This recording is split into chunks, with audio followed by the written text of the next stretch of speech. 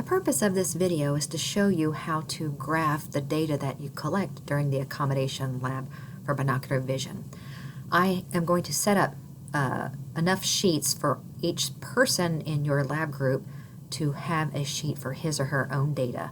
So one of the first things you want to do is to rename the lab sheet with your name as instructed in the lab. So you just click here, click rename, and I'm going to name it for me just to show you how I want to have these things named. Alright, next thing you do here is go ahead and put your name here as well. And then I want you to type in who was the retinoscopist, who actually did the measurements, and who recorded your data for you. And I just put 3 of our favorite professors there as helping me out on this lab. Okay, as you know from last year when we did the Google Sheets charts, that the software can be very particular. So I've kind of set up the spreadsheet so that we get a clear idea of how to get the labels on correctly. So I would prefer if you not move these columns up or down or left or right or what have you. Okay, the first thing I want to show you is that I have actually put in some fake data here. I actually have a column listed here called a perfect response, and what that means is that if you have an accommodative stimulus of 1 diopter, then your response to that stimulus is also 1 diopter. If you have an accommodative stimulus of 2.5 diopters, then you make the perfect accommodative response, and your response is 2.5 diopters. So by plotting the perfect response on our graph, which I'll show you how to do in just a few minutes, you will have what we call the 1-to-1 line, and then you can compare your actual responses to the various targets to the perfect response that we would like to expect in an ideal world. If I scroll a little bit further over here, you'll see that I have columns listed for the data collection when you use a blank card for the stimulus, when you use a hard copy near card for your stimulus, and then when you use a digital near card, which you will bring up on a smartphone during the laboratory time. All right, what I've also done here is you're going to be measuring these distances when you find a neutral response on retinoscopy in centimeters. So that's how you will record each measurement is in centimeters. So we'll take, for the blank card, for example, at a 1 meter test distance, which is 100 centimeters, you'll measure the accommodative response once, and then you'll measure the accommodative response again to the same target at that same distance.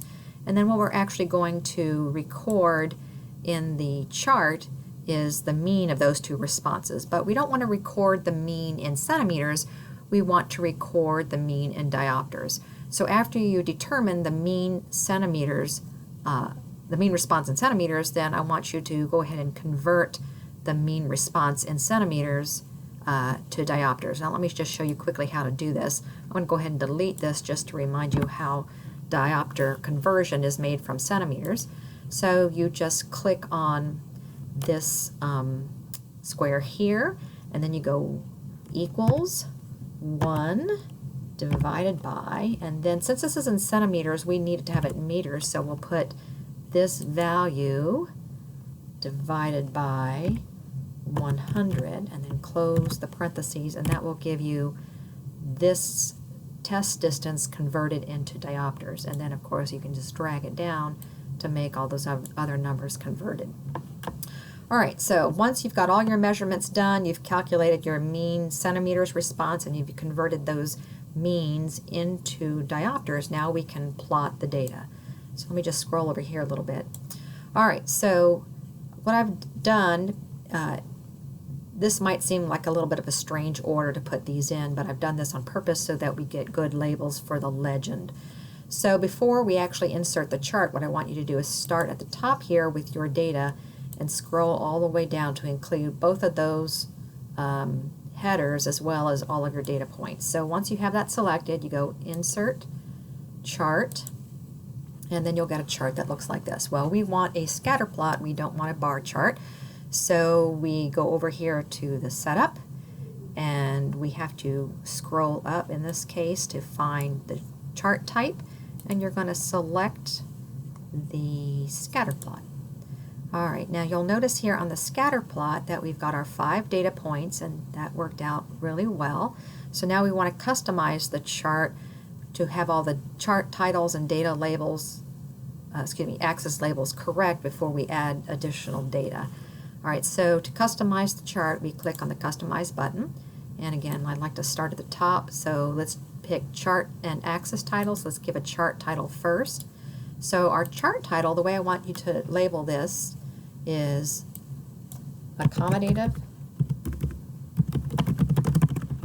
responses of, and then your subject's name, and that would be sufficient for me. All right, so the next thing we want to do is label the X and Y axes. So here's your horizontal axis. We're going to name that accommodative stimulus. And you're going to put the unit here so we know when we look at the chart what units these numbers are in. And then to do the vertical axis, we're going to do accommodative response. So that's your control variables and your response variables. And that's also in diopters. Okay, now the next thing we're going to do is go back to the setup, because I would like to have the X and Y axes in the same unit increment, so that when I add the 1-to-1 line, it will actually show up as a nice line diagonally across this chart. So over here where it says X-axis, first I'm going to go ahead and add it, which would be the test distance but in diopters. And again, start all the way at the top here, otherwise you're going to get kind of funky labels. All right, and scroll all the way down and click OK. And since my data test distance only goes from 1 to 7, I'd really like to show it from 0 to 8, and I want to make it from 0 to 8 on both the X and Y axes. So what I need to do next here is customize the X and Y axes, not their titles, but the actual axes themselves. So that would be your horizontal axis, and we're going to have the minimum value as 0 and the maximum value as 8. And then we're going to, go over to the vertical axis and do the same thing. Accidentally shut that off.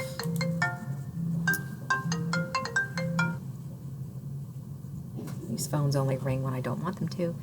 All right, and so let's go to the y-axis and do the same thing. Give it a range of 0 to 8.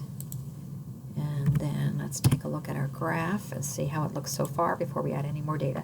So I have a nice chart title, I have a nice y-axis label, I have a nice x-axis label, again with units shown on both axes, and I've got the axes in the same units across the x and y axis.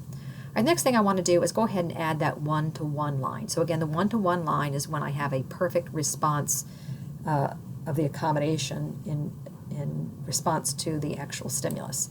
So I have to go again, edit chart, and we're going to go, we've got in the setup bar, and we're going to add a series. So you click on that, and then the series that we're going to add is that perfect response line 1-to-1. Again, start all the way up here at the top and come down to include all of that so we get a good legend created when we get ready to do that part. So then you click OK, and if you scroll over to the chart, you'll notice that the 1-to-1 responses show up as dots. Well, I'd really rather have a line there. I don't, because I didn't actually take that measurements. I'm just putting a line in the chart so that I can compare my actual responses to a perfect response. So I can actually customize the data. So let's go back over to the customize chart, and I want to customize the series, but I don't want to apply this to all the series. I just want to apply it to that perfect response series. So I click that, and what we want to do is click down here where it says add a trend line, and that'll put a line through the data. And then the next thing I want to do is to get rid of those data points. The only way to get rid of those data points is to come back here to where it says format color, and then on color just select none, and the data points will disappear. Okay, so now I have the accommodative responses to the blank card in the blue dots, and then I have the 1-to-1 line shown with this gray line. Now I have some fake data that I've put in here for the near card, hard hard copy, and then I have some fake data that I put in here for the digital near card. Again, I put this fake data only so that I could show you how to graph this. You will not have the fake data show up on your data sheets when you click on the Google Sheets link. All right, so again, we have to add data. So let me go back to Setup, and I want to add another data series. So we click Data Series and scroll over here to my second data set, which is your hard copy. Again, you have to start up here where it says Mean and scroll all the way down to capture all of your data. Then click OK. And let's go back over to the graph to see how that looks. And there it is. My second data set has shown up. And then let's add that third data set. So let me come over here to get to the mean in diopters, and I'll have Add Data Series. And again, you're going to start all the way at the top, scroll down, and then click OK.